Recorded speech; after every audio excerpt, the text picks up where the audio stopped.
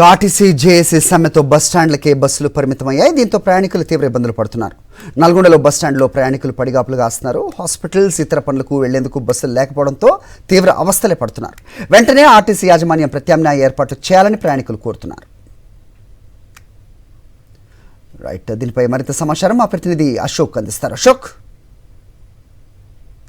RTC పరిరక్షణ ధ్యేయంగా RTC joint action committee సమ్మెకు దిగినటువంటి నేపథ్యంలోనే నల్గొండ జిల్లాలో ఉన్నటువంటి 7 డిపోల పరిధిలో ఎక్కడికెక్కడ ఆర్టీసీ సంబంధించినటువంటి బస్సులు ప్రస్తుతం అయితే డిపోలోకి పరిమితమైనటువంటి పరిస్థితి ఉంది. కార్మికులు కూడా ఆందోళన చేస్తున్నటువంటి నేపథ్యంలోనే బస్సులు కదలనటువంటి నేపథ్యంలో ఆర్టీసీకి సంబంధించినటువంటి అధికారులు మాత్రం ఎలక్ట్రిక్ బస్సులతో పాటు హైర్ అంటే అద్దెకు తీసుకున్నటువంటి బస్సులను నడిపించేందుకైతే ఏర్పాట్లు చేస్తున్నప్పుడు కూడా ప్రయాణికుల ఇబ్బందులు మాత్రం ఇంకా స్పష్టంగా కనిపిస్తున్నటువంటి పరిస్థితి ఉంది. సుదూర ప్రాంతాలు అంటే ఆయా ప్రాంతాల నుంచి వాళ్ళు చేరుకోవాల్సినటువంటి గమ్యస్థానాలకి చేరుకునేందుకు బస్టాండ్కి వచ్చినటువంటి క్రమంలోనే బస్సులు లేకపోవడంతో ఎక్కడికక్కడ నిరీక్షిస్తున్నటువంటి పరిస్థితి ఉంది. అదే సమయంలో కొంతమంది ప్రయాణికులు ప్రైవేటు వాహనాలతో పాటు వ్యక్తిగత వాహనాలను కూడా ఆశ్రయిస్తున్నారు. ప్రైవేటు వాహనదారులు ఇప్పటికే ఇదే అదునుగా భావించి కూడా గతంలో ఉన్నటువంటి ప్రయాణ ఛార్జీకి మించి కూడా వసూలు చేస్తున్నటువంటి నేపథ్యంలోనే తీవ్ర అసహనం వ్యక్తం చేస్తున్న ప్రయాణికులు అద్దె బస్సులతో పాటు ఎలక్ట్రిక్ బస్సులను కూడా నడిపేందుకు అయితే ఇప్పటికే ఏర్పాట్లు చేస్తారు. ప్రాంతాలకు ఇప్పుడు మనం నల్గొండ నుంచి చూసుకున్నట్లయితే నల్గొండ నుంచి హైదరాబాద్ వెళ్లేందుకు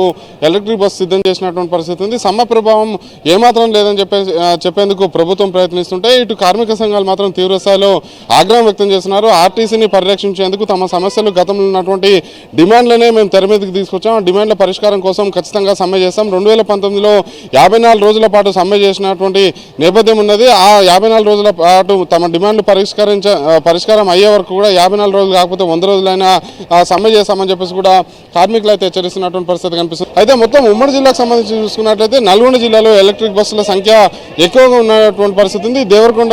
దేవరకొండతో పాటు అటు కోదాడ కావచ్చు, సూర్యాపేట, ఇటు యాదగిరిగుట్ట దేవరకొండ పరిధిలో ఎలక్ట్రిక్ బస్సుల సంఖ్య తక్కువ ఉన్నటువంటి నేపథ్యంలోనే అక్కడ ప్రయాణికుల ఇబ్బందులు ఎక్కువగా ఉన్నటువంటి పరిస్థితి ఉంది.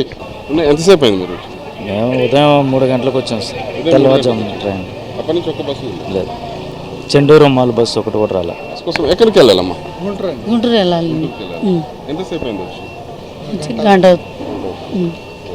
బస్సులు లేవనే విషయం తెలియదు.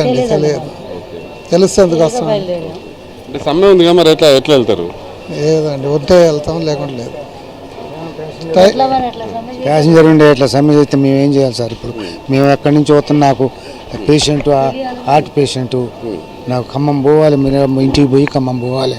ఆసుపత్రికి వెళ్ళాల్సినటువంటి వృద్ధులతో పాటు మరికొంతమంది ఇబ్బందులు అయితే ఎదుర్కొంటున్నామని చెప్తున్నారు. ఆర్టీసీకి సంబంధించి ప్రత్యామ్నాయ ఏర్పాట్లు చేయాలని చెప్పేసి కూడా డిమాండ్లు వినిపిస్తున్నటువంటి నేపథ్యంలోనే కేవలం అద్దె బస్సులతో పాటు ఎలక్ట్రిక్ బస్సులను నడుపుతామని చెప్పేసి అధికారుల నుంచి ప్రకటన వస్తుంది. కానీ అద్దె బస్సులు, ఎలక్ట్రిక్ బస్సులతో పాటు ప్రత్యామ్నాయ ఏర్పాట్లు చేయాలని చెప్పేసి కూడా ప్రయాణికుల నుంచి డిమాండ్లు వస్తున్నటువంటి నేపథ్యంలోనే కార్మికుల డిమాండ్లని పరిష్కరిస్తారా, లేకపోతే ప్రత్యామ్నాయ ఏర్పాట్లు మరికొన్ని బస్సులను అదనంగా ఇక్కడ అందుబాటులో ఉంచుతారా అనేది కూడా వేచి చూడాలి. శ్రీనివాస పాషం అశోక్ రెడ్డి, సాక్షి టీవీ, నల్గొండ.